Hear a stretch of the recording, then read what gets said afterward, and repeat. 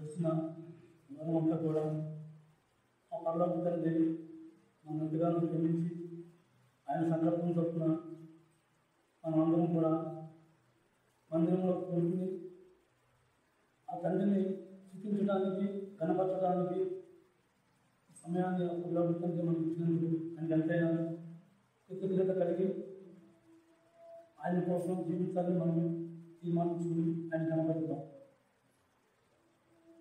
ఆరాధన అనేది ఒక మాటతో 4 మాటతో 2 పాటలు పడుకుని దేవుని స్థుతించేది కాదు. ఆరాధన అనేది క్రైమ్తో కూడింది. ఇది ప్రతి వారం మనం చెప్పుకుంది. ఇది ఆనమైతే కాదు, ఎందుకంటే మనకు ఇది ఒక హెచ్చరిక. అలాగని వర్తమానాన్ని దేవుణ్ణి ఆరాధించాలనేది వర్తమానం అనేది మన క్రైస్తవ జీవితానికి ఆత్మీయ ఎదుగుదలకు ఏ సందర్భాల్లో మనం తప్పిపోయామో, ఏ సందర్భాల్లో మనం సరిగా లేము, ఏ సందర్భాల్లో దేవునికి మనం దూరంగా జీవించామో అవి గుర్తు చేసుకుని వాటిని సరి చేసుకోవడం వర్తమానమే. కానీ వర్తమానాన్ని ఆరాధించాలనేది కాదు. ఆరాధన అనేది ఆదివారం మందిలో కొనుక్కుని దేవుని ఆరాధించేది కాదు. గడిచిన వారం అంతా కూడా మన జీవితం ఎలా జీవించామో ఆ జీవితం యథార్థతగా తీసుకొచ్చి ఆయన ముందు మనం పెట్టిందే అది ఆరాధన. అది అంగీకరించుకోవడం అనేది అది దేవుడు నిర్ణయిస్తాడు, మనం నిర్ణయించలేదు. కాబట్టి మనం ఎలాంటి జీవితం మనం జీవిస్తున్నామనేది దేవునికి మనం లక్ష్య పెట్టుకోవాలని మనుషులు కాదు. కాబట్టి మనం ఎప్పుడు కూడా దేవునికి సన్నిహితంగా ఉండాలి, దేవునితో ప్రేమ కలిగి ఉండాలి. దేవునికి క్రైస్తవుడికి వ్యక్తిగత జీవితం కొనసాగుతూనే దేవునికి ఆరాధన. పోయిన వారం అయితే మనం విశ్వాసం గురించి ధ్యానించుకున్నాం. విశ్వాసం మనిషికి క్రైస్తవుడికి చాలా అవసరం. ఎందుకంటే విశ్వాసం లేకుండా దేవునికి ఇష్టలుగా మనం ఉండాలి. విశ్వాసం లేకుండా దేవునికి ఇష్టలుగా లేనప్పుడు దేవుడి మందిలో కూర్చుని మనం చేసేది ఏముంది? దానివల్ల మనకి ఏం అయ్యేది. కాబట్టి మనం ఎప్పుడు కూడా దేవుని పట్ల విశ్వాసం ఉండాలి. విశ్వాసం అంటే పూర్తిగా ఎలాగా ఒక భార్య తన భర్త మీద ఎలాగైతే విశ్వాసం పెట్టుకుని, ఆశ పెట్టుకుని, నమ్మకం పెట్టుకుని, తన తల్లిదండ్రులు కుటుంబాన్ని సమస్యలు విడిచిపెట్టుకుని ఆ భర్త కూడా ఎలా అయితే వస్తారో అలాగే క్రైస్తవ జీవితం జీవితాన్ని నిర్ణయించుకున్నప్పుడు మనం ఈ లోక సంబంధాలన్నింటినీ కూడా విడిచిపెట్టుకుని దేవుని పట్ల పూర్తి విశ్వాసం ఉంటారు. ఆ విశ్వాసం లేనప్పుడు దేవునికి మనం ఇష్టంగా ఉండలేము. ఇష్టంగా లేనప్పుడు ఒక భర్తకు భార్య ఇష్టంగా లేనప్పుడు ఆ భర్తతో ఎలా అయితే కాపం చేయలేదో మన క్రైస్తవులు కూడా దేవుని పట్ల విశ్వాసం లేనప్పుడు ఏదో నామకార్థంగా వచ్చి పాస్టర్ గారు ఏమంటారో, సాటి సహోదరులు ఏమంటారో, సహోదరి ఏమంటుందో అని ఆ భయంతో వచ్చి మందిరంలో కూర్చుని కాలం పడుతున్నది కాదు క్రైస్తవ జీవితం. క్రైస్తవ జీవితం అంటే వ్యక్తిగతంగా దేవునికి, ఆ క్రైస్తవుడికి, పరలోక తండ్రికి మనకి వ్యక్తిగత జీవితం కలిగి ఉండాలి, వ్యక్తిగత సంబంధం కలిగి ఉండాలి. అది ఆరాధన. అయితే విశ్వాసం ఎంత ముఖ్యమో అలాగే క్రియ కూడా అంతే ముఖ్యం. విశ్వాసం లేని క్రియ ఎలా ముఖ్యమో అలాగే క్రియ లేని విశ్వాసం కూడా అలాగే ముఖ్యం. నేను దేవుడిని నమ్ముకున్నాను, నేను దేవుడి కోసమే జీవిస్తున్నాను, నా త్యాగం అంతా దేవుడి కోసం మనం చెప్పుకునేంత కూడా కాదు. ఎందుకంటే మనలో ఆ క్రియ లేనప్పుడు, ఆ క్రియ కనిపించినప్పుడు అది నామకార్థ క్రైస్తవ జీవితం అవుతుందే కానీ నిజమైన క్రైస్తవ జీవితం కాదు. మనం ఏ సంపాదించినా, మనం ఎలా ఆలోచించినా, మనం ఏ రకంగా ఉన్నా దేవునికి ఇష్టంగా జీవిస్తున్నామా లేదన్నది కాదు. మనం చేసేది ప్రతిదీ కూడా దేవునికి సంబంధమైనది ఉండాలి. అది వ్యక్తిగతంగా నీవు ఖర్చవుతూ ఉండాలి. ఎప్పుడైతే కొవ్వొత్తు ఖర్చు అది కరిగిపోతూ ఉంటే తన వెలుగును ఎలాగైతే చూపిస్తూ ఉంటుందో అలాగే క్రైస్తవ జీవితంలో ఆ వెలుగు కనిపించాలి అంటే మనం ఖర్చు అవుతూ ఉండాలి. అది మనలో క్రియ కనిపించాలి. విశ్వాసంతో పాటు క్రియ ఉండాలి. ఆ క్రియ లేనప్పుడు దేవునికి మనం మృతులతో సమానం. ఆ విశ్వాసం కూడా మృతులైంది, అది బలమైనది కాదు, బలమైన విశ్వాసం కాదు. యాకోబు రాసిన పత్రిక పేజీ నంబర్ 211, యాకోబు రాసిన పత్రిక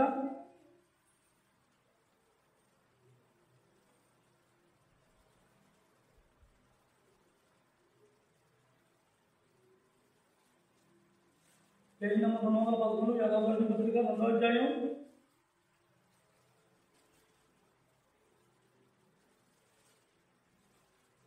26వ వచనం. 26వ వచనం చూడగా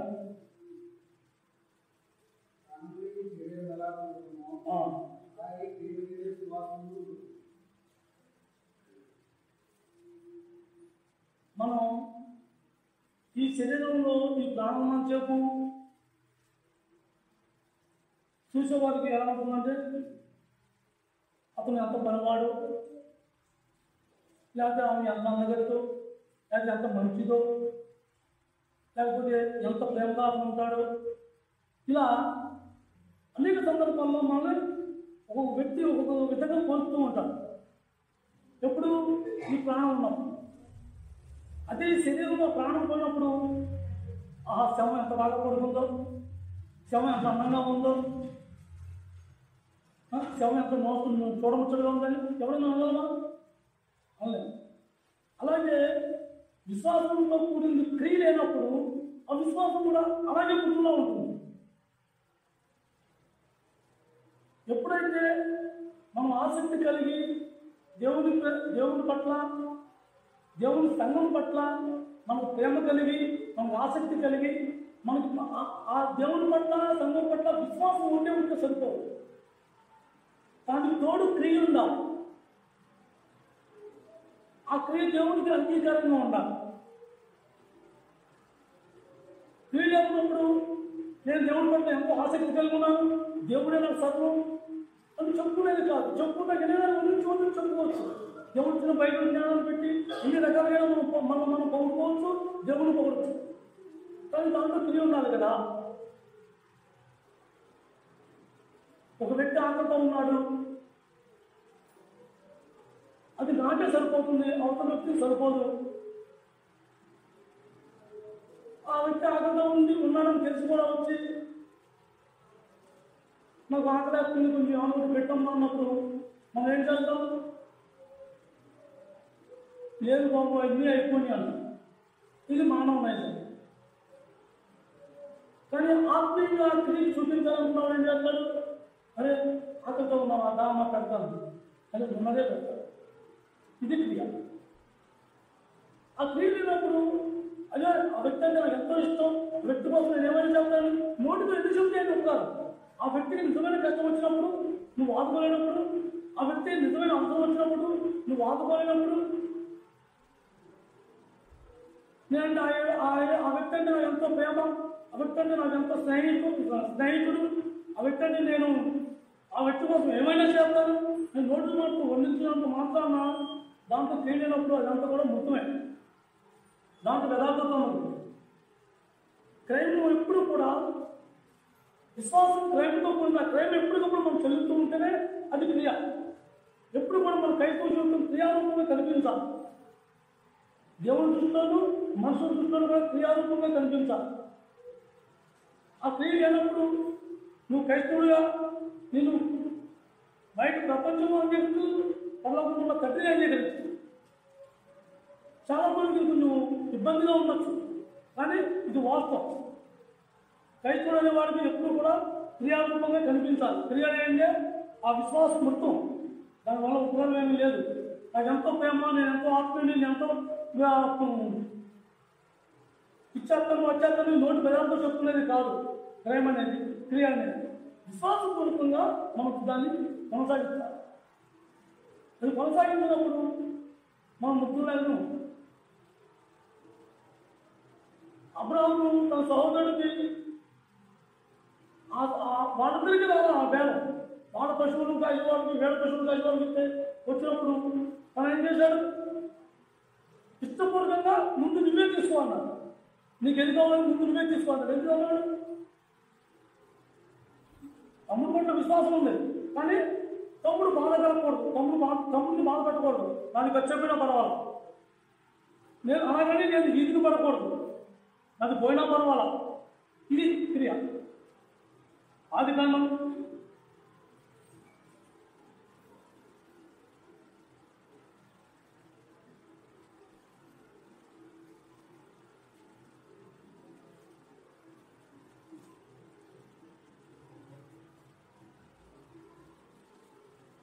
ఆదికాండం 13వ అధ్యాయం 13వ అధ్యాయం పేజీ నెంబర్ 9. ఆదికాండం 13వ అధ్యాయం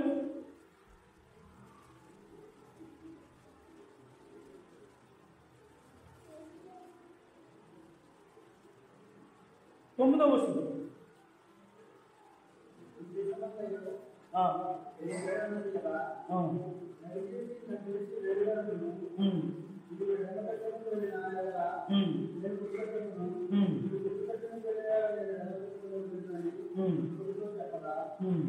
చాలు సార్. ఏమన్నాడు మన సహోదరుడితో? నీకు నాకు గొడవ లేదు, కానీ మన పశువులను కాల్చుకోవడం ఇద్దరికి మనం పడతాం. కానీ మనం దేవుడి సమాధానంగా మనం జీవించాలన్నప్పుడు వ్యక్తిగతంగా ఎవరైతే దేవుడి కోసం నేను విశ్వాసం కలిగి జీవించాలని నిర్ణయించుకున్నామో అటువంటిప్పుడు మనం నష్టపోయిన పర్వాలా, కానీ మన సహోదరుడికి మాత్రం తను నచ్చిందే విడిచిపెట్టాలి. అలాగని ఆదివాసం విడిచిపెట్టమని చెప్తున్నా, నువ్వు ఉన్నది పాట చెప్పని చెప్తున్నా, కానీ దాంట్లో దేవుని నీతి ఉండాలి. అలాగే అది దేవునికి విశ్వాసం కలిగి ఉండాలి. అలాగే నువ్వు ఇష్టపూర్వకంగా అంగీకరించి ఇవ్వాలి. ఏదో నలుగురు చెప్పుకుంటా నేను ఈ త్యాగం చేస్తానే ఉద్దేశంతో ఇస్తే మాత్రం మళ్ళీ అది విశ్వాసం. అలా కాదు, నువ్వు ఇష్టపూర్వకంగా విశ్వాసాన్ని పెట్టి నా దేవుడి విషయంలో నేను రాజ్యం పడకుండా నేను యథార్థ జీవితాన్ని నమ్మకం కలిగిన వ్యక్తి కాబట్టి అబ్రాహాము ఏమన్నాడు? నువ్వు అడ్డే అవుతే నేను ఇచ్చే అవుతా, నువ్వు అది పోతుంటే నేను ఎందుకు తీసుకుంటా, నీకు ఎందుకు కావాలో ముందు నువ్వే తీసుకో. ఎప్పుడు కూడా మనం క్రియారూపంగా ఉండాలి అంటే ఒక సందర్భంలో ఒక వాటాలు వేసుకునే సందర్భంలో కానీ, ఒక ఆస్తి పంచుకునే సందర్భంలో కానీ, లేక ఒక డబ్బులు పంచుకునే సందర్భంలో కానీ, ఏ విషయమైనా సరే ఒక వాదం వచ్చినప్పుడు ఆ వాదంలో మనం ఎలా ఉండాలి? దేనికైనా అంగీకారంగా మనం ప్రవర్తించి ఉండే స్థితిలో ఉంటాం. అది క్రైమ్తో కూడింది. ఆ క్రియ ఎప్పుడు నువ్వు నష్టపోతావు. కొన్ని సందర్భాలు నష్టపోయినా పర్వాలా, దేవుడు తక్కువ చేయడు. ఈ విషయం గ్రహించడం మాత్రం అలాగే తెలుసు. నేను నాకు తగ్గినంత మాత్రం నన్ను దేవుడు తక్కువ చేయడు అన్న విషయం అందరికీ తెలుసు, కానీ దాన్ని అందరూ అంగీకరించరు. ఉన్నదాన్ని పోగొట్టుకుంటున్నందుకు తర్వాత దేవుడు కూడా ఏడుకునేందుకు, ఇది మన మానవుడు ఆలోచన. కానీ క్రైస్తవంగా లెక్కకుండా అబ్రాహాము ఏమన్నాడు? దేవుడితో కలిసి మాట్లాడిన అబ్రాహాము, దేవుడితో కలిసి ప్రార్థించిన అబ్రాహాము, దేవుడితో కలిసి దేవుడి పట్ల ప్రేమ కలిగి విశ్వాసం కలిగి దేవుడి కోసం ఎదురు చూసిన అబ్రాహాము. కానీ లోతు ఏమన్నాడు? దిగేది కావాలి తీసుకో, ఫస్ట్ నువ్వే తీసుకో. అలాంటి క్రియ ప్రతి ఒక్కసారి కూడా మనం దాన్ని చాలా జాగ్రత్త చూసుకోవాలి. కానీ చాలా సందర్భంలో మనం తప్పుపోతూ ఉంటాం. ఎందుకు? అపవాది దేనితో పోల్చాడు? దేవుడితో పోటు ఒక ధనాన్ని పోల్చాడు. ఎందుకు? అదంటే ఏ మనిషి కూడా ఆశ మానవుడు ఉన్నాడు. ప్రతి మనిషికి డబ్బుతో ఆశ, డబ్బు అంటే ఆశ ప్రతి మనిషికి కూడా. అందుకనే నీకు దేవుడు కావాలా డబ్బు కావాలని నిర్ణయించుకోమనేది. అందుకనే దేవుడితో సమానంగా ఉన్నది ఆ డబ్బే, ఆ ధనమే. ఏ మనిషి కూడా అంగీకరించడు. ఆశ ఎంతో కొంత అది ఎక్కువ పోతుంది, అది ఎక్కువ మంచిగా ఉన్నది తీసేసుకుంటాడు అని ఇలాగా ఈ రకంగా మనం ఆలోచిస్తూ ఉంటాం. కానీ మనం క్రియారూపంగా చేయాలంటే ఏం చేయాలి? ముందు అవసరానికి వదిలి విడిచిపెట్టాలి. నీకు నచ్చింది తీసుకో, నీకు నచ్చింది కోరుకో. అది క్రియారూపంగా ఉంది. ఎప్పుడు కూడా మనం దేవుడి పట్ల ఆసక్తితో ఎదురు చూడాలి. ఆసక్తితో ఎదురు చూసి దేవుడు ఏ నిర్ణయం తీసుకోమంటాడో అది కూడా మనం విని ఆ నిర్ణయం తీసుకోవాలి. ఒక మనిషి చెప్పాడనో, లేకపోతే ఒక సహోదరుడు చెప్పాడనో, ఒక సహోదరు చెప్పిందనో, ఇలా మనం నచ్చినట్టు సలహా తీసుకున్నామో తీసుకునేది కాదు. దేవుడి సలహా కోసం మనం ఎదురు చూడాలి. ఆ సలహా కోసం ఎదుర్కొన్నప్పుడు అన్ని చక్కగా జరుగుతాయి. అది క్రియారూపంగా ఆ దేవుడు చెప్పినప్పుడు దాంట్లో నువ్వు నష్టపోయినా తర్వాత ఆ నష్టం నీకు బాధ అనిపించదు. నువ్వు నష్టపోయినా ఆ నష్టం నీకు బాధ అనిపించదు. మనకు కలిగిన దాంట్లో తీసి ఇచ్చేదానికన్నా మనం నిజమైన నిజంగా మన దగ్గర ఉన్నదే అది అప్పటిగా అర్పించినప్పుడు అది నిజమైన క్రియ. మన దగ్గర ఉన్నదే నా దగ్గర ఒక 10,000 ఉన్నాయి, దాన్ని దాచుకుని ఒక 1,000 రూపాయలు ఇచ్చినంత మాత్రాన అది క్రియ కాదు. నా దగ్గర రూపాయే ఉంది, నాకు తీగి సరిపోతా రూపాయి అనుకోండి. ఇంకో వ్యక్తిగా రూపాయి తీగి లేదు, ఆమె ఆకలితో ఉంది. అయినా సరే ఏం చేస్తాడు, ఆ రూపాయి అతను ఇచ్చేసిందనుకో, ఇది క్రియ. పేద కులాలు ఏం చేసింది, తన దగ్గర లేవు, ఇంకా ఏమీ లేవు, ఆ రెండు కాసులే ఉన్నాయి. ఆ 2 కాసులే ఉన్నప్పుడు అరే నేను ఈ 2 రోజులు ఉంటే ఇంకో రోజు చదువుతాను కదా అని ఆశించిందా? ఆశించదా. ప్రభు పట్ల విశ్వాసం, వాక్యం పట్ల విశ్వాసం, కానీ తనకి ఆ విన్నదానికి నేను ఏదో ఒకటి మోని చెల్లించుకోవాలని ఒక ఆశ. తను ఇంతకున్నా ఉద్యోగం ఏమన్నాయా? ఇంకేమీ. మార్క్స్ వార్త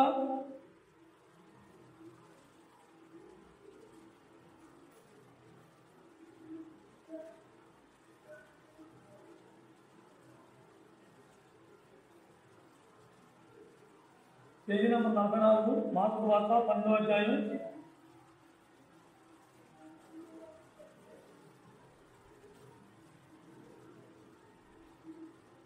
పేజీ నెంబర్ 44, మార్క్స్ వార్త 12వ అధ్యాయం 42-43 వచనాలు.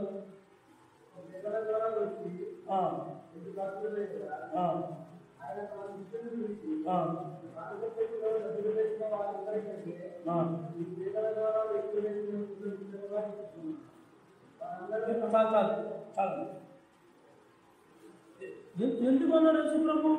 వీళ్ళందరిలో కల్లా పేదల వాళ్ళు ఎక్కువేసింది. ఎందుకన్నాడు యేసు ప్రభు? నిజంగా ఆమె క్రియారూపంగా చేసింది. ఆమె దగ్గర ఇంకేమీ లేవు. ఆ 2 కాసులు చెప్తే సాయంత్రం పప్పుకుంటారు. కానీ ప్రభు మాట్లాడిన మాట ఏదో ఒకటి తన హృదయాన్ని తాకింది. ఏం తాకిందో తెలియదు, కానీ తన హృదయాన్ని తాకింది. నా జీవితం ఇవాళైనా గడిచిపోయిందే, రేపైనా గడిచిపోయిందే. దేవుడు పెట్టిన గడిలో ఒక గడి అయినా ముందైనా పోను, వెనకైనా పోను.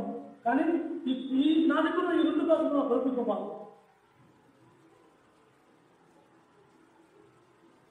అది ఎంత ఆనందంగా ఉంటారో వినడానికి, కానీ నిజ జీవితంలో అలాంటి క్రియ చేయడానికి అంత బాధగా ఉంటారు. మన దగ్గర 100 రూపాయలే ఉన్నాయి, మనం కనపడకుండా నడిచి రావచ్చు, నడిచి వచ్చేవచ్చు, లేదా దాన్ని ఎవరైనా ఇప్పిస్తారు మనం అడిగితే. కానీ ఆటోలో ఇంకా డబ్బులు ఎవరైనా ఇచ్చేస్తాయి. కానీ ఎవరో ఒక వ్యక్తి ఆకలితో మనమల్ని ఆడుతూ వచ్చి నిజంగానే బాధతో వచ్చి అయ్యా ఒక 100 రూపాయలు నేను ఇక్కడి నుంచి వెళ్ళిపోవాలి, వేరే ఖచ్చితం లేదన్నప్పుడు ఆ 100 మనం ఇవ్వగలము. నువ్వు 100 పరిస్థితి ఆటో డబ్బులు ఉన్నావా బాగున్నాయి. మనం ఆటో లేకపోతే నడిచిపోవచ్చు. 5 కిలోమీటర్లు మన పెద్దవాళ్ళు అడుగు నుంచి నేనే నా పిల్లల కోసం ఆ 8 గంటలు మొత్తం రేట్లు 11 నడిచి వచ్చేవాడిని, నేనే వచ్చేవాడిని.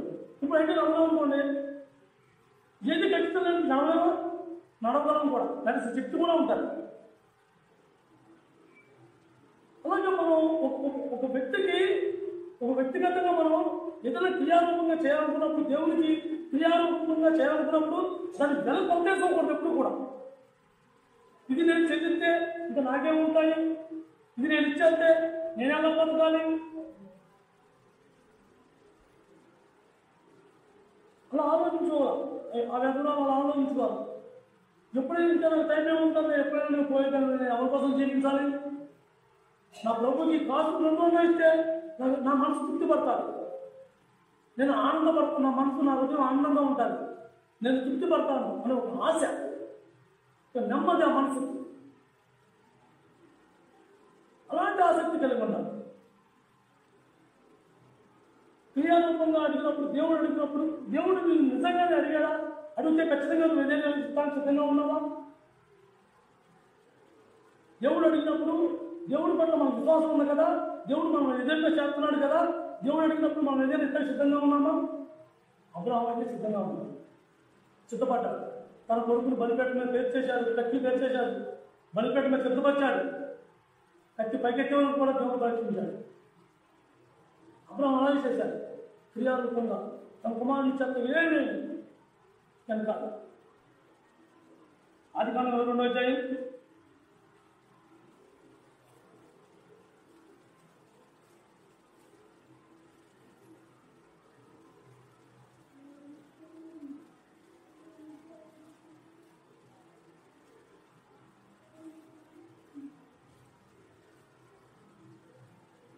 16 అది కనుక 2వ అధ్యాయం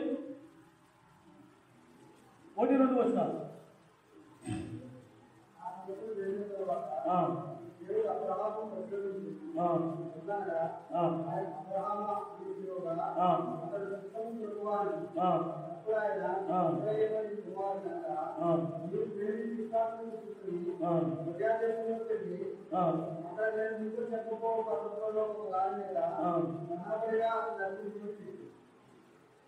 ఎప్పుడు చెప్పాడు?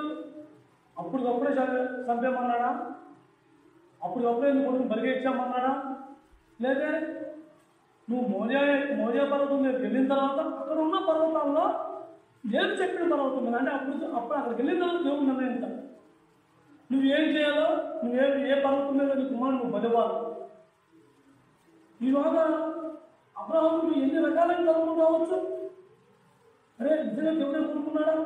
దేవుడు కోరుకున్నాడు అంటే నా సంతానం ఇశ్రాయేలు వల్లే విస్తరింపజేస్తానన్నాడు, ఆకాశ నక్షత్రం వల్లే చేస్తానన్నాడు. మరి దేవుడు ఎలా ఎందుకు కోరుకున్నాడు? ఇంకా నాకు పిల్లలు పుట్టే అవకాశం లేదు కదా అని ఆలోచించాలా? ఆ ఆలోచన కలిగి ఉంటుంది, ముందు ఉంటుంది, కానీ ఆ ఆలోచనకి తను వ్యాఖ్యం పోయినా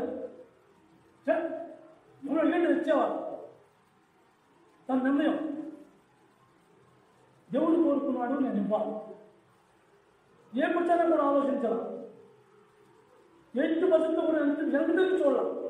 తన కొడుకుని ఇవ్వడానికి ఒక గానొక కొడుకు 100 సంవత్సరాల తర్వాత కొట్టిన కొడుకు, రేపు నా తర్వాత యావతాన్ని చూసుకుని దీన్ని స్వాధీనపరుచుకుని దీని అంతటి కూడా వేడాలి అనే ఆలోచన కూడా వచ్చి ఉంటారు. కానీ ఆ ఆలోచన కూడా పక్కన పెట్టారు. ఆ తెల్లవారేసరికి ఎన్నిసార్లు లేచి అమ్మ కొడుకుని చూసుకుంటాడు, నేను రేపు తీసుకుపోతాను కదా, నా కొడుకుని నేను బలి చేస్తాను కదా, ఎన్ని తలపులు, ఎన్ని ఆలోచనలు, ఎన్నిసార్లు కొడుకుని చూసుకుంటాడు. అదైతే లేచి అయినా సరే దేవునికి ఆ విశ్వాసం, దేవుడి పట్ల విశ్వాసం అనుకుందో ఆ విశ్వాసానికి తగ్గట్టుగా తను క్రియ కూడా అలాగే చేయాలి. క్రియారూపంగా తను అర్పించడానికి ఇష్టపడ్డాడు. ఏ క్వశ్చన్ కూడా వెనక్కి తిరగాలి.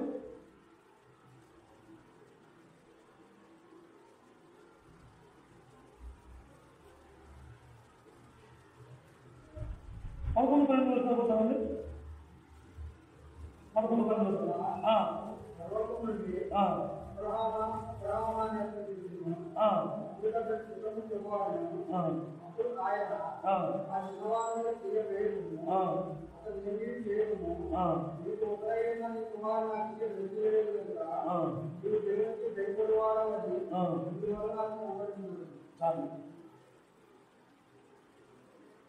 దేవుని పట్ల అబ్రహాముకున్న విశ్వాసము, అబ్రహాముకున్న ఒక నమ్మకము, అలాగే అబ్రహాము దేవుడి కోసం ఏదైనా చేద్దామనే ఒక ఆలోచన దేవుడు తెలుసు. దేవుడికి అంతరంగంలో వెళ్ళిన దేవుడు అని తెలియకుండా ఉంటుంది, సమస్తము తెలుసు. కానీ దేవుడు ఎందుకు అతను పరీక్షించాడు? ఎందుకంటే ఈరోజు నువ్వు నేను నేర్చుకోవడానికి దాన్ని ముందుగానే సిద్ధపరిచాడు. దేవుడికి క్రియారూపంగా విశ్వాసం కలిగి క్రియారూపంగా క్రైమ్ చెల్లించాలి అంటే ఇదిగో అబ్రహాము ఆ రోజు తన కొడుకు ఒక్కగానొక్క కొడుకు, కొన్ని ఏమన్నా నాకు కొడుకు ఉన్నారా, ఒక కొడుకుని బలిగా ఇచ్చేసాను దేవుడు ఇస్తాడని అది ఆశ కూడా లేదు. ఒకే ఒక్క కొడుకు, ఏకైక కొడుకు, ఒక్కగానొక్క కొడుకుని నాకు ఇమ్మన్నాడు దేవుడు. ఒక కొడుకుని ఇస్తాను ఎంత చూసారా, కొన్ని ఆలోచించారా, కొన్ని అయ్యో ప్రభా ఇదే ఇప్పుడే చెప్పండి, నేను పోయే ముందు ఇస్తాను, నీ ముక్కు మాత్రమే తీరుతాను అని మళ్ళీ ఆలోచించారా? లేదు. ఎక్కడ వాళ్ళు ప్రభా? మోడా పడుతానా? సరే నేను బయలుదేరుతాను.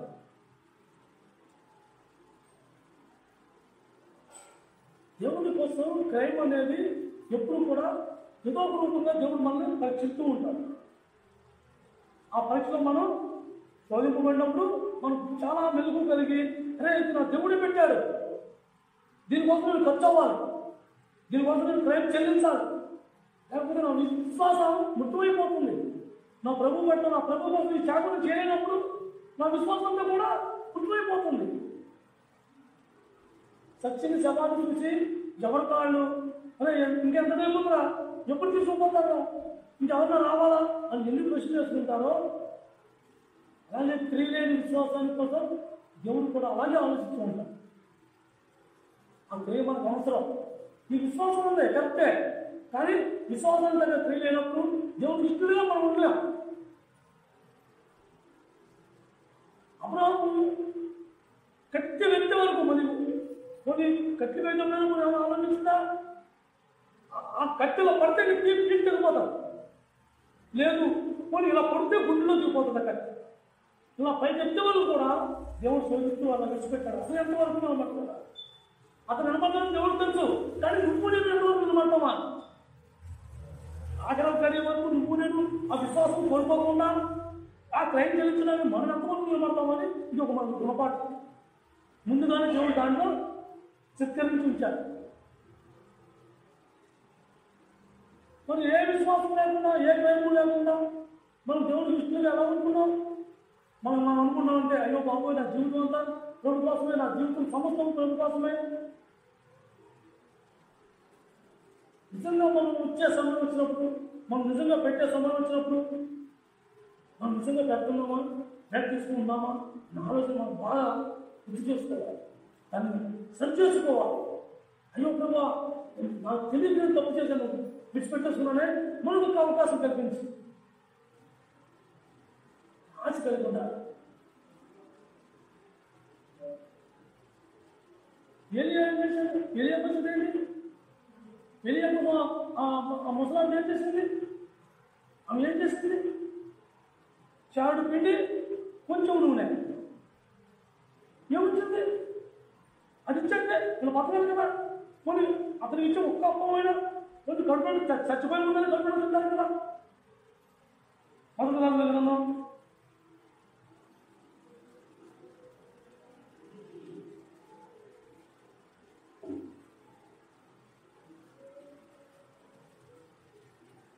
Page number 398.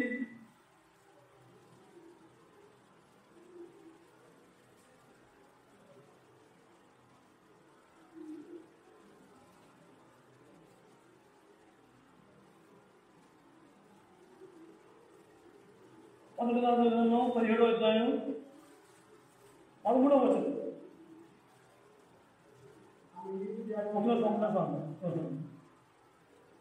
మొదటి గ్రంథం 17వ అధ్యాయం 13వ వచనం, పేజీ నెంబర్ 298.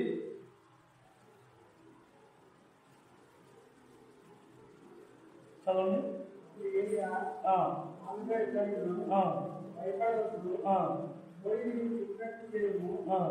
అయితే అందులో నాకు ఒక చిన్న అప్పం మొదట చేసి నా యొక్క తీసుకున్నాము, తర్వాత నీకు నీ బిడ్డలో అప్పము తెలుస్తుంది. చాలు.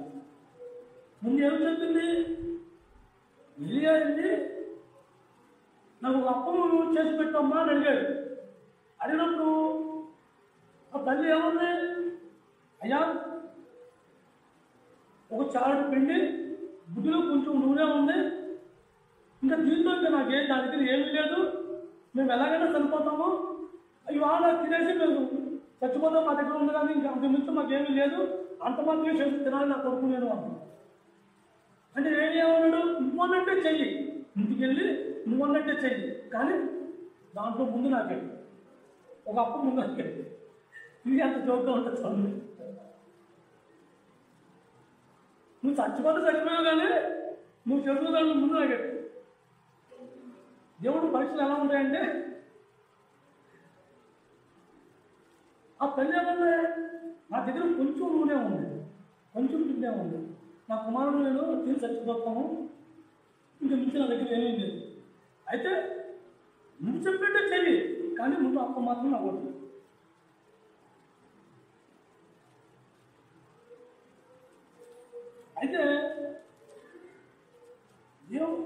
ఒక విశ్వాసం లేని వ్యక్తి అయితే ఆ సందర్భంలో ఏమంటారు తెలుసా? ఇంకా మన భాషలో చెప్పాలంటే బూతులే వస్తాయి. ఎలా నీకు బుద్ధి ఉందా లేదు?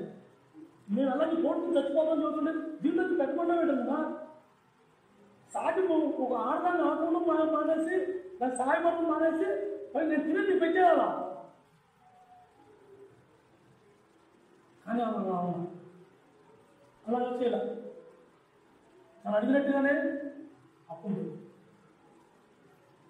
తనకు తెలుసు సాగులో ఉన్నది కొంచెం తన ఆకలి చంపుతుంది, తన బిడ్డ ఆకలి కూడా చంపుతుంది. అవిశ్వాసం ఆ క్రియ చూపించింది, అవిశ్వాసంతో ఆ క్రియ చూపించింది. అప్పు కొన్ని వేడైపోయిన అప్పు సరిపోతా అప్పు అంటే ఎంత ఉంటుంది? కొన్ని ఒక పూరి అంత ఉంటుంది, ఒక పూరి ఎంత ఉంటుంది, ఒక చపాతి అది ఎంత ఉంటుంది? ఆ వేడైపు కూడా సరిపోదు. కానీ దేవుడు పరీక్ష. అనేక సందర్భాల్లో మనం అలాంటి వాటిలో మనం తప్పుకోవడం. అరే మా ఆయన వస్తారు, ఒక గుప్పే అనుభవం ఉంది, నువ్వేంటో బాబు నడుపుతున్నావా? లేదు వెళ్ళిపో. అలా ఎన్ని సందర్భాల్లో మనం అనడం, అరే నా ఇది డబ్బులు లేవురా, ఇంట్లో మా ఆవిడ కోల్పోతున్నా, నిజం ఉన్నారా బాబు, లేవు వెళ్ళిపో, లేవురా నా ఇది లేవని తెలివేంట్రా. ఎన్ని సందర్భాల్లో మనం అనుకుంటాం.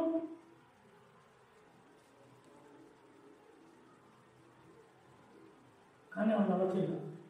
ఎలాగో చచ్చిపోతామని తెలుసు, చచ్చిపోయే మనసు పుట్టి చచ్చిపోవాలనుకుందా అప్పుడు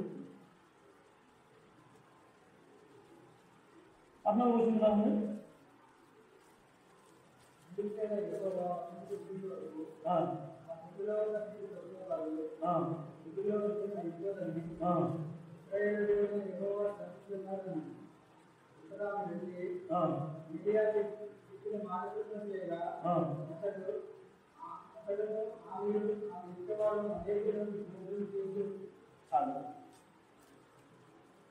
ఎప్పుడైతే మనం విశ్వాసం కలిగి ఆ విశ్వాసంతో క్రియారూపంగా దేవుడు పరిశీలించినప్పుడు ఆ పరీక్షను మనం కొనసాగించినప్పుడు ఎప్పుడు కూడా మనం కొద్దుకోండి.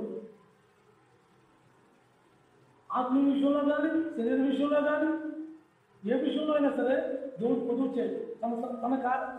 మనకు అవసరమైన సమయంలో తన కార్యం తను నెరవేరుస్తూ ఉంటాడు.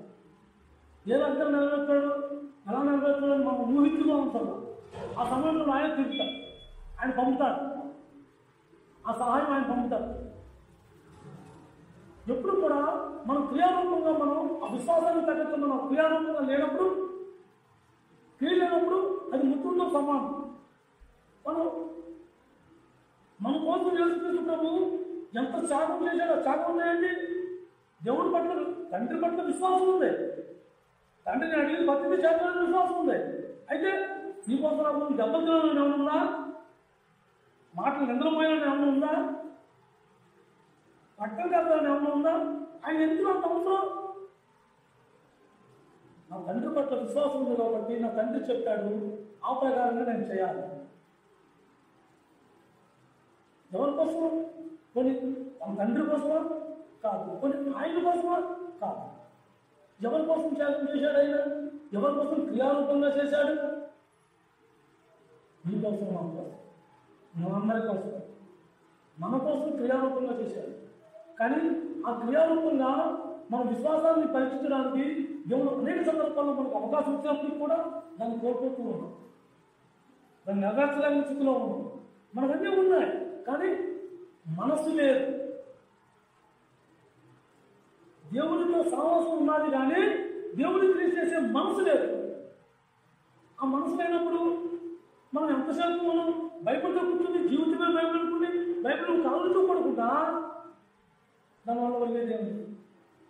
దేవుడి కార్యం ఉన్నప్పుడు దేవుడికి మనం క్రియారూపంగా చేయాలి. దేవుడు ఏం చెప్పాడో అది క్రియారూపంగా చేయాలి. చేయలేనప్పుడు దానివల్ల మనం ఉడిగేదేమీ లేదు. ఇవాళ నేను నుంచి నిన్ను మాటలు చెప్పి దీంట్లో ఏదో ఒకటి నేను నేర్చుకున్నప్పుడు మీరు ఎలా నేర్చుకుంటారు? దాన్ని మీరు ఎలా అనుసరించారు? నాలో ప్రియ కనిపిస్తేనే నిజా కోసం లేబరాలు కూడా ఆ విషయంలో మారారు. కాబట్టి మనం కూడా నేర్చుకుంటే అలా ఉండొచ్చు కదా అని ఒక ఆశపడతాను. నేనే నేర్చుకోకుండా మీ అందరికీ నీతి వాక్యాన్ని బోధించి నేను పాపరహితంగా నా జీవితం నేను పాపాత్మగా నేను జీవించే పాపరహితం గురించి నేను ప్రసంగించి నేను పాపంలో ఉన్నప్పుడు దాన్ని మీరు ఎలా కొనసాగుతారు? మోసే ఏం చేశాడు? మోసే దేవుడు చెప్పినట్టు నడుచుకున్నాడు, దేవుడు చెప్పినట్టు జీవించాడు కాబట్టి ఆ ప్రయాణం కొనసాగింది.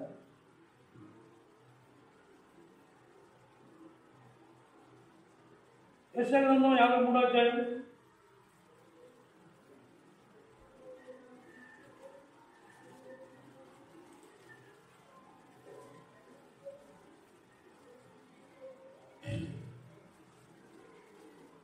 పేజీ నెంబర్ 614, యెషయా గ్రంథం 53వ అధ్యాయం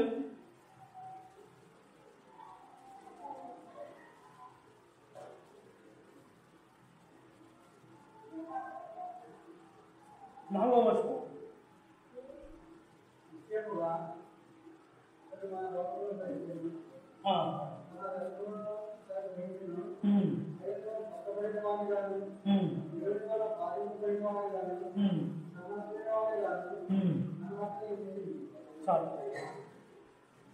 ఆయన చేసిందంటే మన కోసం చేస్తే మనం ఏం చేసాం? తిరిగి ఆయనే చేయించాం.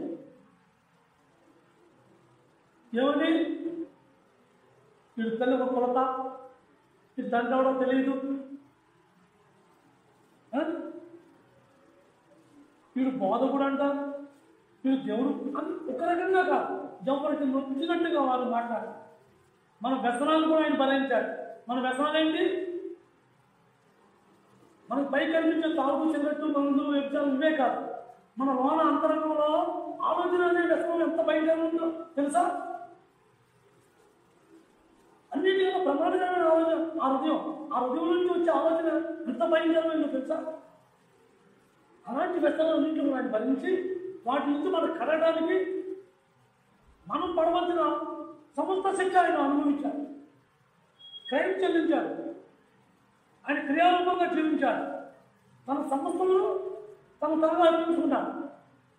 ఎవరి కోసం? మన కోసం, మనందరి కోసం, లోకం అంతటి కోసం తనగా ఖర్చయిపోయాడు. తన క్రియారూపంగా తన విశ్వాసాన్ని పరీక్షించుకున్నాడు. దేవుడు పరీక్షించినప్పుడు కూడా ఎప్పుడు చింతించాలి. ఒకేసారి దుఃఖించాడు. ఎందుకు దుఃఖించాడు? తండ్రితో సమాసం తెమ్ముకోకుండా ఉండడానికి. కానీ వాళ్ళ తండ్రితో సమాసం లేకపోయినా పర్వాలేదు, కానీ నాది నేను ఎది కూడా విడిచిపెట్టుకోను, నాకు నేను ఎది పోగొట్టుకోను, నాకు వచ్చింది నేను ఎది కూడా ఖర్చు పెట్టను. దైవికమైన స్వభావానికి మానవుడి స్వభావానికి ఎంత వ్యత్యాసం! వాళ్ళు కైతవం చెప్తున్నారు, అనేక మంది ఉన్నారు అలాంటి స్థితిలో. దేవునికి వ్యతిరేకంగా జీవించడం, దేవునికి వ్యతిరేకమైన క్రియలు చేయడం, దేవునికి వ్యతిరేకంగా ప్రవర్తించడం,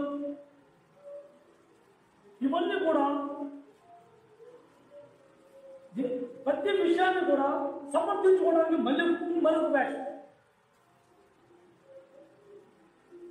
మనం క్రియారూపంగా ఉన్నప్పుడు క్రియారూపంగా దాన్ని యథార్థంగా కొనసాగించాలి. దేవుని పట్ల విశ్వాసం ఉంది.